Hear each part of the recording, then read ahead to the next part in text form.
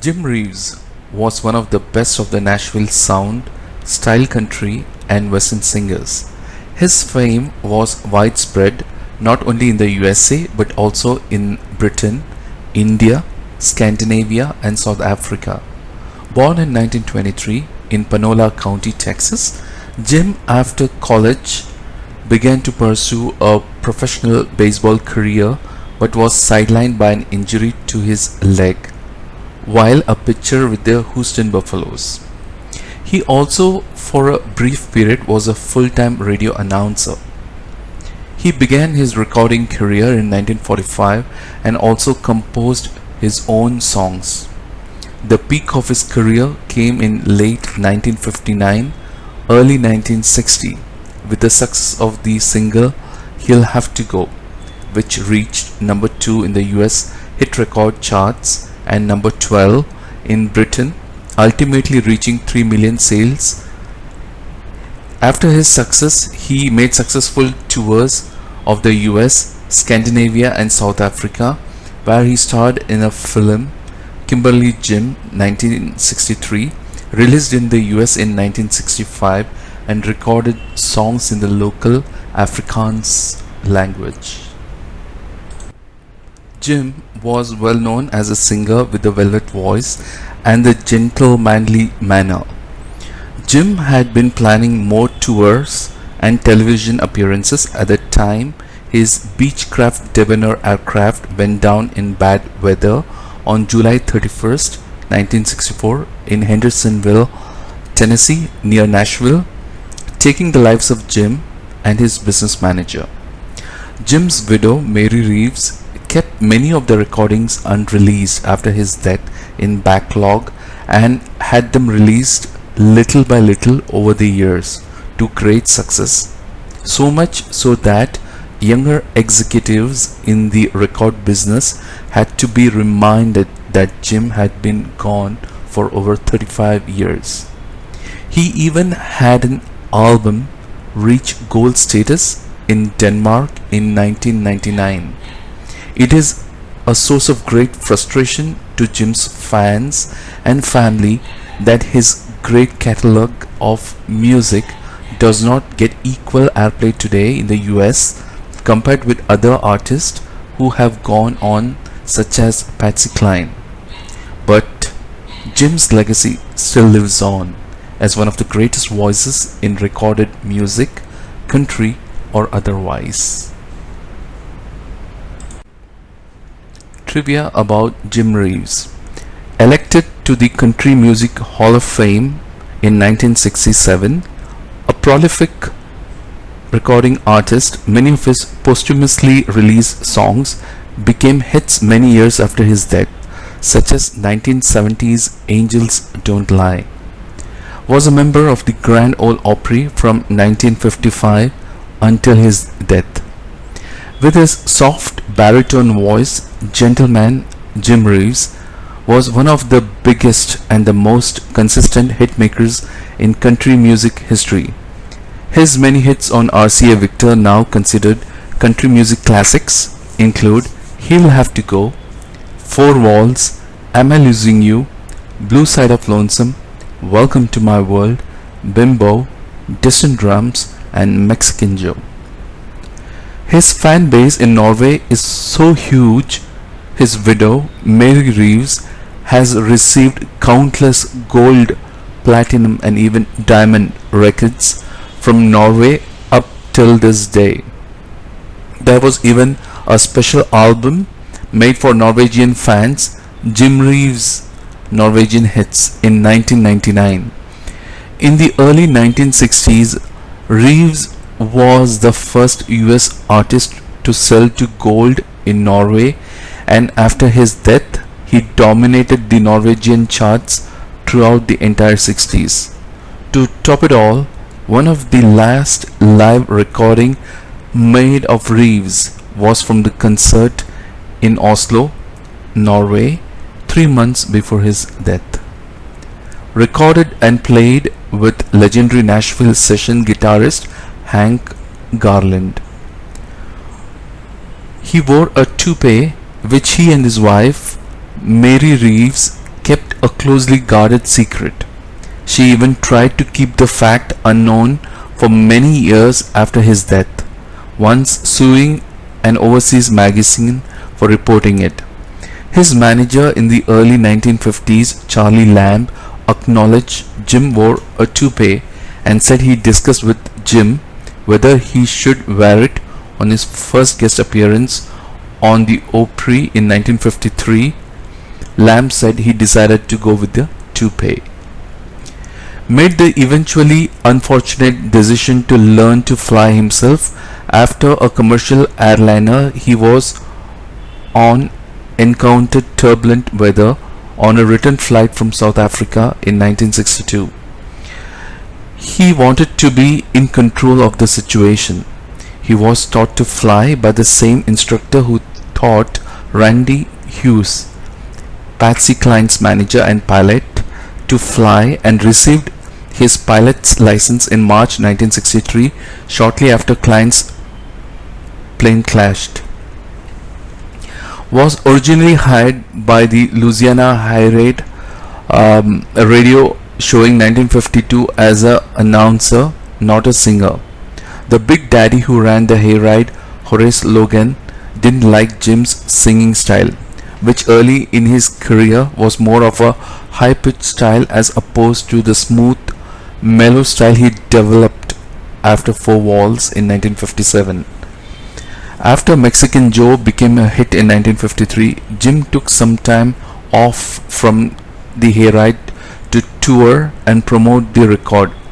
Logan told him, "You'll be back. As a singer, you make a great announcer." In his later years, Logan admitted he was wrong about Jim. According to Billboard magazine, Jim had 51 top 10 hits, 19 after his death.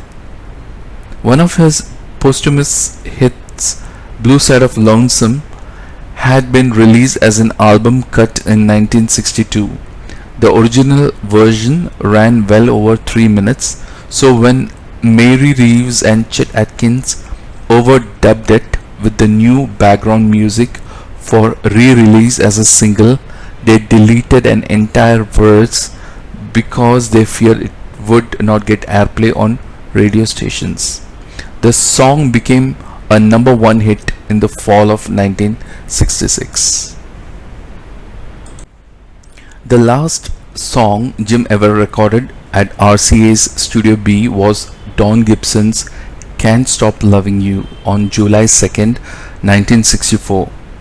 It came at the end of a very lengthy recording session and was a throw-in, a song that was not originally scheduled to be a part of the session. When some time was left over, Jim himself suggested it. He had said publicly he thought it was the best country song ever written.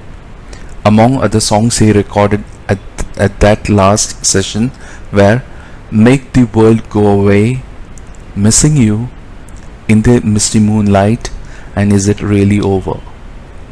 His biggest posthumous hit, Distant Drums, which was number one in the UK for 6 weeks in 1966, was actually recorded as a demo at Starday Studios in 1961.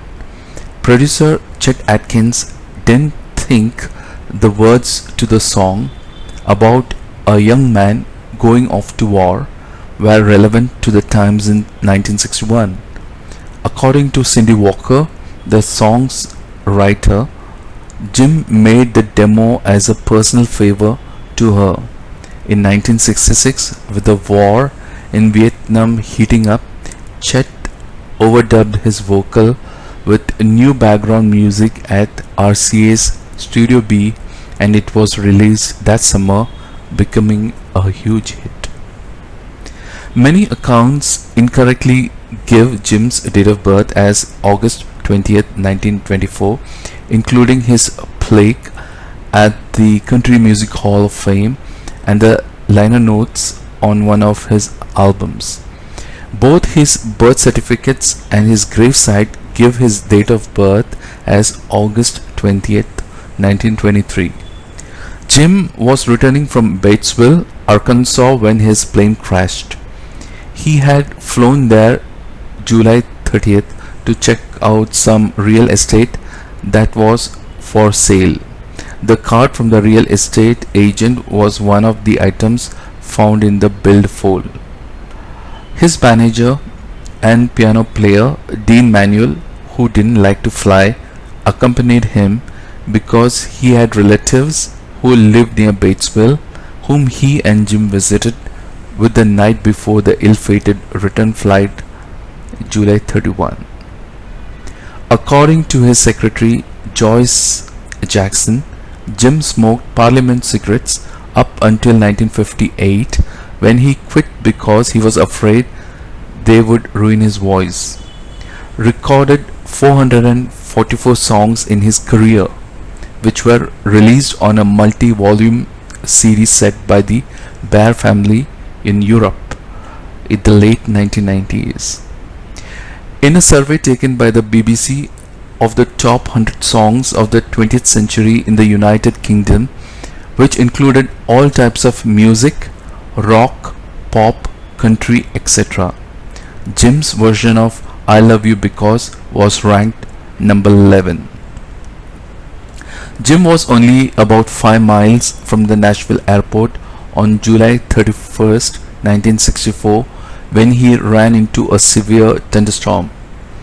He had made contact with the airport tower operator, who was trying to steer him around the storm. His last transmission to the tower was at 4:58 p.m. when his plane disappeared off the radar screen. The wreckage wasn't found until 2 days later, on August 2nd. His version of Adios Amigo was selected Song of the Year in Norway in 1964.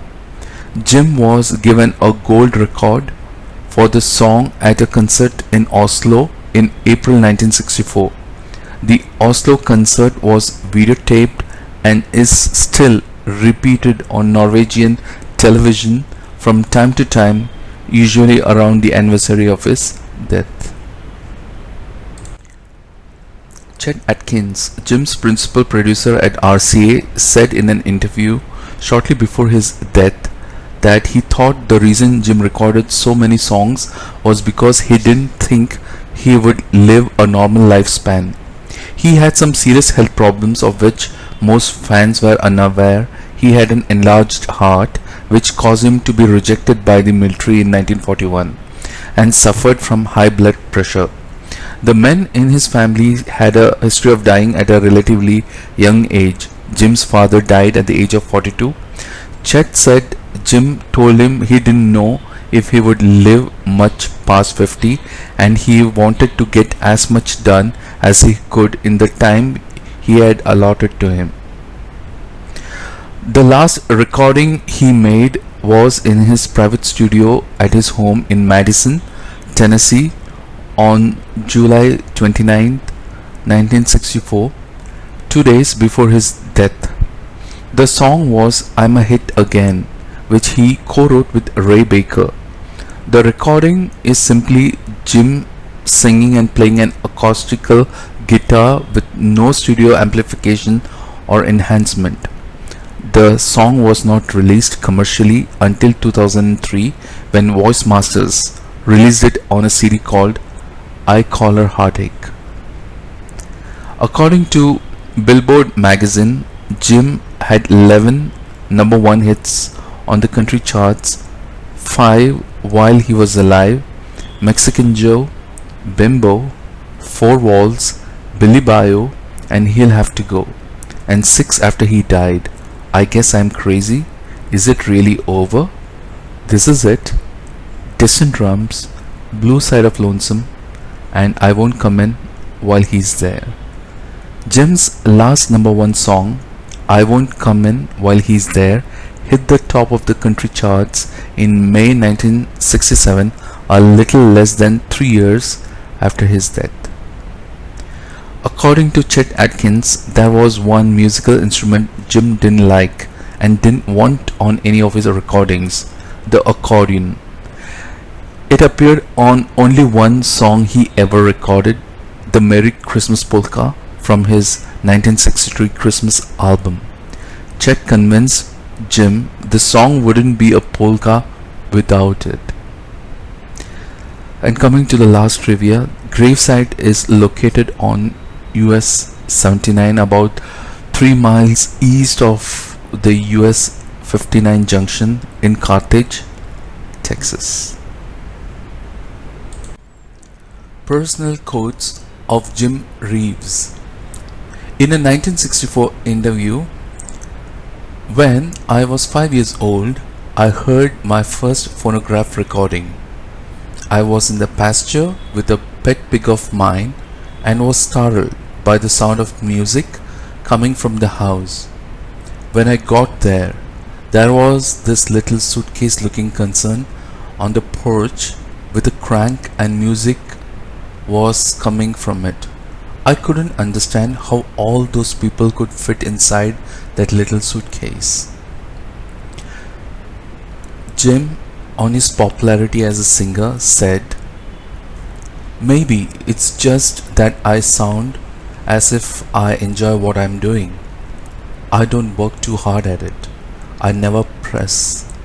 I just go on doing what I enjoy doing, and if other people like it, I'm glad. After all, this is the only life we get. We just come through here once, and I believe in making it is a satisfying experience."